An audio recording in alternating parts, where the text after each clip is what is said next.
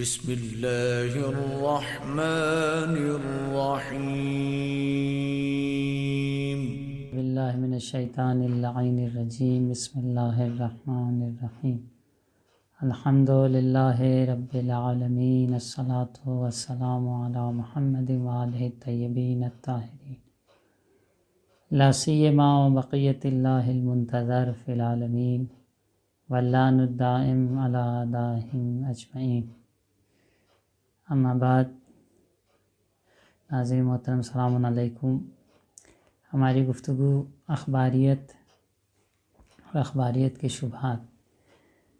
آج پھر ہم ایک دو سوال جو ان کی طرف سے کیے جاتے ہیں یا شبہ کیا جاتا ہے اجتہاد کے حوالے سے.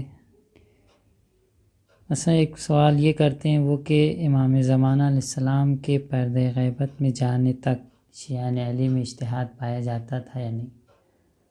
تو اس کا جواب یہ ہے کہ ہاں، اجتہاد ائمہ کے زمانے میں بھی تھا، لیکن اس طریقے سے جس طریقے سے آج کے زمانے میں اصطلاحی طور پر اور پروفیشنل طور پر رسمی طور پر اجتہاد کا باب کھلا ہوا ہے، اس زمانے میں نہیں تھا.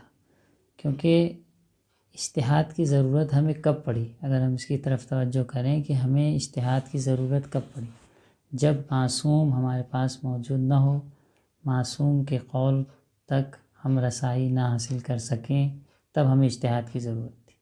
اور جب معصوم کے زمانے میں معصوم موجود تھا اور معصوم کے موجودگی کے زمانے میں جو لوگ معصوم کے پاس جا سکتے تھے اور پوچھ سکتے تھے تو ان کو اجتہاد کی ضرورت نہیں.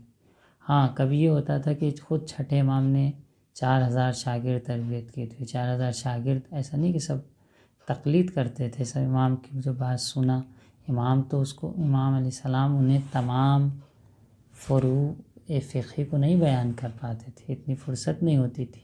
کچھ کلی قواعد، کچھ قانون، کچھ ضابطے امام تعلیم دیتے تھے اور ان ضابطے ان قانون کے تحت جا کر دوسرے قریوں میں یا دوسرے شہر میں جا کر امام کا صحابی یا شاگرد جا کے تبلیغ دین کرتا تھا اور ان قوانین کے تحت جو حکم شرعی کو استنباط کر سکتا تھا، سمجھ سکتا تھا، لوگوں کو بیان کرتا تھا. تو وہ بھی ایک طرح کا اجتہادی ہوا. مثلا امام نے کہا کہ لا تنقض الیقین بالشک، اپنے یقین کو شک سے نہ توڑو. اب لوگ تو نہیں جانتے اس حدیث کے بارے میں. لوگ جب راوی سے آگے پوچھتے تھے کہ فلاں مسئلے میں مجھے یقین تھا بھی شک ہے، فلاں چیز کی طہارت کا مجھے یقین تھا بھی شک ہے، تو میں کیا کروں؟ تو راوی اسی ایک قاعدے کے تحت ہزاروں مسئلے کا جواب دیتا تھا، جیسا کہ اسی ایک قاعدے کے تحت ہمارا آج مجتہد ہزاروں مسئلوں کا جواب دیتا ہے. تو کہنے کا مقصد ہے کہ کلیات، قوانین، اصول کی تعلیم امام کے زمانے میں بھی تھی. ایسا نہیں کہ امام کے زمانے میں یہ تعلیم نہیں تھی، امام کے زمانے میں بھی تھی. اور لوگ فروع فقہی کو، جیسا کہ ہمارے مضامین میں روایت میں ملتا ہے کہ علینا القاء الاصول و علیکم التفریع، یعنی ہم پر لازم ہے کہ آپ کے لیے قوانین بیان کریں اور اس کی فروع کو آپ نکالیں. تو جہاں اجتہاد کی ضرورت ہوتی تھی، امام موجود نہیں ہوتے تھے اور امام نے قانون اور کلیہ بیان کیا تھا، تو اس کلیے کے تحت چاہنے والا یا شاگرد یا صحابی جو ہے وہ حکم شرعی کو بیان کرتا تھا. تو یہ بھی ایک طرح کا اجتہاد.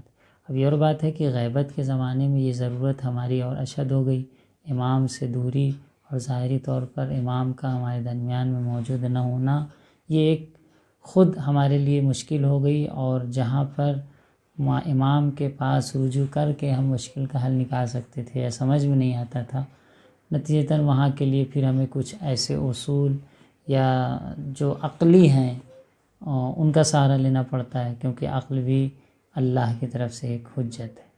تو بہر صورت اجتہاد نہ اس شکل میں، لیکن یہ کہ قوانین اور اصول کے سے فروع کو اور فروع فقہی کا استنباط کرنا اس زمانے میں بھی پایا جاتا تھا.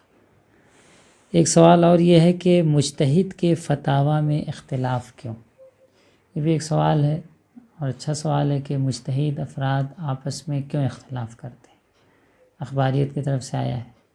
پہلے تو میں ان سے خود سوال کروں گا، کیا خود اخباری حضرات اپنے نظریات میں اختلاف نہیں رکھتے؟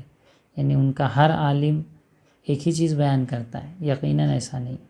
خود اخباریوں میں بھی آپس میں اختلاف کوئی کہتا ہے مطلق ظن حجت ہے، کوئی کہتا ہے نہیں کوئی خاص ظن حجت ہے۔ بطور مثال کوئی کہتا ہے روایت کی ہر قسم حجت ہے، کوئی کہتا ہے نہیں روایت کی بعض قسم حجت ہے۔ تو یہ اختلاف، نظریاتی اختلاف ہر علم میں ایک فطری اور طبیعی چیز ہے، اس کو ہم انکار نہیں کر سکتے۔ اور ہے کہ بات کہ آج کا جو زمانہ ہے غیبت کا زمانہ، معصوم کے زمانے سے ہم دور ہیں۔ خب جب ہم معصوم کے زمانے سے دور ہیں اور غیبت کے زمانے میں زندگی گزار رہے ہیں، تو اب کتنی روایات، کتنی احادیث ائمہ سے ہم تک پہنچیں، اس میں کتنی کتابیں جلا دی گئیں، کتنی گڑھی اور جعلی حدیثیں صحیح حدیثوں میں ملا دی گئیں۔ تو اب ایک شخص جو اجتہاد کر رہا ہے، صحیح اور غلط حدیثوں کو بیٹھ کر تشخیص دے رہا ہے، معتبر کتابوں سے نکال رہا ہے، تو اختلاف ایک نیچرل چیز ہے۔ آج کے زمانے میں اگر آپ کی نظر کے سامنے کوئی ایک حادثہ پیش آ جاتا ہے، کہیں پر کوئی ایکسیڈنٹ ہو جاتا ہے بطور مثال، اور دو لوگ آپس میں لڑائی کرنے لگتے ہیں، کچھ لوگ وہاں کھڑے بھی ہوتے ہیں، دیکھ بھی رہے ہوتے ہیں، تو وہاں پہ جب وہ لوگ یہاں پہ بیان کرتے ہیں کسی دوسرے شخص کو، تو اختلاف ہو جاتا ہے۔ کوئی کہتا ہے اس نے غلطی تھی، اس کی غلطی تھی، کوئی کہتا ہے نہیں اس کی غلطی تھی۔ تو جو چیز نظر سے دیکھی ہوئی ہے، نظروں کے سامنے ہے، اس کے بارے میں لوگ اختلاف کر لیتے ہیں۔ تو جو چیز 1400 سال سے کتابوں کے ذریعے، احادیث کے ذریعے، اور پھر انسان کے اپنی فہم و درک، ایک جملے سے کیا سمجھ میں آتا ہے، کبھی لوگ اختلاف ہو جاتا ہے۔ کوئی کہتا ہے اس جملے کا معنی میری نظر میں یہ ہے، کوئی کہتا ہے نہیں ایسا، اس جملے کا معنی میری نظر میں یہ ہے۔ تو اب کبھی جملے کے معنی میں کو سمجھنے میں، کبھی روایات کے جو راوی کے صحیح اور ضعیف ہونے کی تشخیص دینے میں ہوتا ہے۔ کوئی ایک شخصیت ایک شخص کی نظر میں معتبر ہوتی ہے، کوئی کہتا ہے بہت اچھے آدمی، بہت معتبر ہے، دوسرا کہتا ہے نہیں صحیح آدمی نہیں۔ تو راوی کے بارے میں بھی ایسا ہوتا تھا، علم رجال یہیں سے پیدا ہوا۔